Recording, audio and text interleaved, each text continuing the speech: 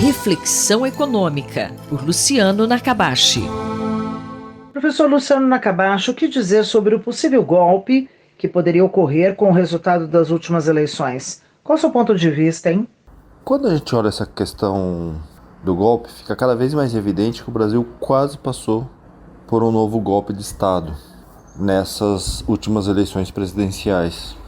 Então a gente olha que tem, de fato, a sociedade ela está mais radical, por um lado, e mais pessoas que apoiam esse tipo de atitude, mas não numa proporção suficiente para dar força.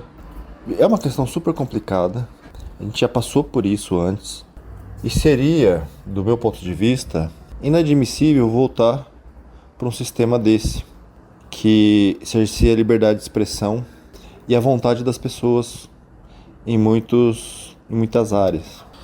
E um regime, de fato, de opressão. Eu acho que a gente já deveria ter aprendido, como sociedade, que isso é o requisito básico, a liberdade de expressão.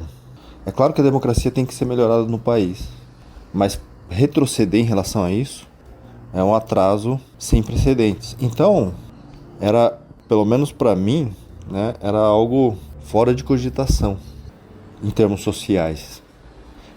Pensar e apoiar um golpe.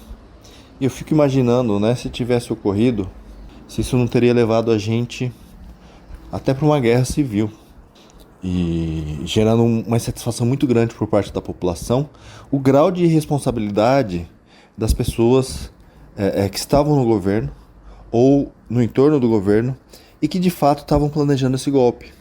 É uma questão extremamente irresponsável e sem pensar de fato no que a sociedade estava apoiando. O que eu acho que não é um golpe de Estado, talvez uma minoria, mas não a grande maioria da sociedade brasileira. Eu acho que a gente já tem um grau de maturidade para não apoiar mais esse tipo de situação. Professor Nakabashi, qual o impacto, qual a relação de democracia com o desempenho econômico? O que a gente sabe, e já está bem documentado na literatura, é que maior intervenção do governo na economia prejudica o seu desenvolvimento e desempenho. Pode ser que funcione num período mais curto de tempo. A gente viu até que na época do regime militar no Brasil teve um grande crescimento econômico, mas depois esse crescimento começou a se reduzir e nós tivemos problemas de crescimento na década de 80, né, a década perdida. Os elementos eles foram construídos no regime militar.